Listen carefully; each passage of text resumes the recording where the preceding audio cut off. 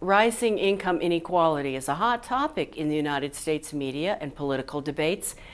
Consider the eruptions of protests from the 99% and calls to increase the minimum wage, for instance. We wondered about closer to home, what does income inequality look like in Wyoming?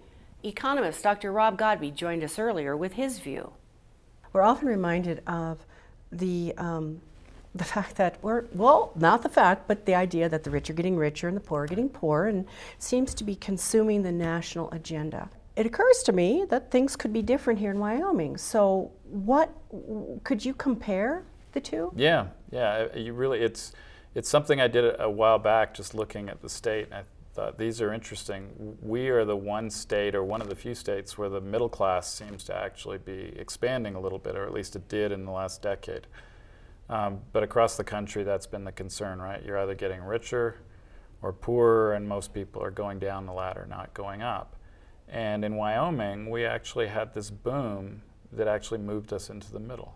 And so more people became better off, and our income inequality became more equal. And in fact, by the end of the decade, we were the most equal state of the 50 states and the District of Columbia. So when you said the end of the decade, you mean 2010? Right. Anything changed much in the last 4 years? Probably not. I mean, the data is always a little bit slow to catch up because it's census data. So the census really, it happens every 10 years, and then we look at that, and then we have these intermediate census checkups kind of thing where they use a sample. But no, it looks like, in fact, from an income perspective, it looks like we might still be slowly creeping up the ladder. I mean, we went from in the mid-30s at the start of the 21st century, 2000, to about 17th highest median income in the country. We're probably about 15 now. This is because Wyoming's industry is largely based on energy. I think. I'm making that assumption. I think, but it's not necessarily the case. So what I did was I compared North Dakota to Wyoming, and then looked at the evolution of what their boom's done to income inequality there, and they're going through the same thing. They were near the bottom in terms of, or at least the lower third, in terms of their relative average or median income compared to the country. And they've been shooting up the middle, just all these high-paying jobs in the energy patch. But in our energy boom, it seems like our economy became more equal. In their energy boom, it seems like the opposite is happening. So you need to dig deeper, and I'm not sure what the answer is. Not yet? What do you think? You have any gut feelings? I think part of it might be just an education effect.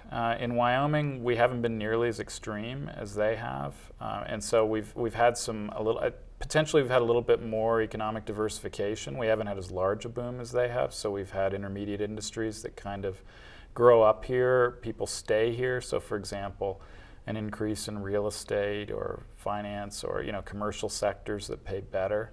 And some of our best and brightest who used to leave the state and go elsewhere are staying here. And so we're seeing a better educated population in Wyoming, whereas in North Dakota they're still showing a very stratified education kind of profile. And that may just be because of how many people they're attracting into the energy sector. Has Wyoming's population increased as a result of the economic opportunities? Yes, it definitely did. I mean, it increased in the last decade by, we were in at the end of the 20th century, we were in the low 400,000s or mid 400,000s. We're now 560,000 and climbing. We're one of the higher population growth rates in the country. So that could be part of it. I mean, it seems like we just have a little bit more diversity. And then you start thinking about things that were done during the boom, things like the Hathaway Scholarship, right? That makes education very affordable. And so, possibly that attracts people, but it certainly helps the people who are here. So in some ways, our state took the wealth that was created in the boom and then spread it around. Now, I don't have the answer to this. I haven't looked in that much detail at North Dakota, but that may be part of the answer. I mean, we actually did redistribute our wealth that was generated by that boom in ways that maybe some people might find surprising, especially given the fact we don't have an income tax, which is the traditional way to redistribute wealth or income. Now, I'm aware of certain enhancements to the university, like the School of Energy Resources was created during this time, and lots of other infrastructure investment.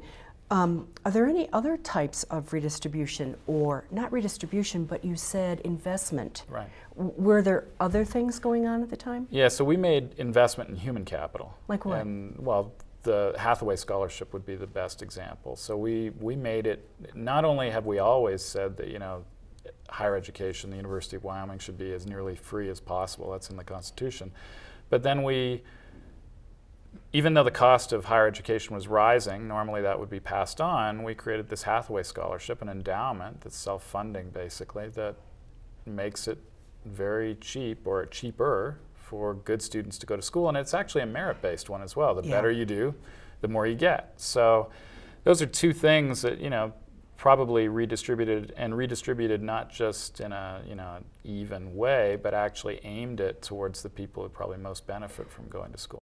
I wouldn't call it a crisis yet, but it's certainly a major national concern is, can people even afford to go to higher education? In Wyoming, we've kept the costs low, and then we've subsidized it even further through the scholarship program. So that's one way that we spread the wealth. And then we spread the wealth through public infrastructure. It wasn't just the University of Wyoming that was improved. It was, all of the schools in the state were basically rebuilt. We increased the pay of teachers. There were other public services that were expanded. So those are the types of investment that we make in people that just make the standard of living here better. And at the same time, if you think about teachers or other public servants, their wealth increased, or their income anyway. Whether they saved it or not is another story. So there are enough people with good enough jobs that they're actually paying income tax in this state, as opposed to other states. When you compare, who's paying income tax? Wyoming seems to be on the upside of that equation. And again, that's another example of how our middle class is we've actually improved in that way. So if you look at the number of people who don't file an IRS tax return, mainly because you don't have enough income to really have to file.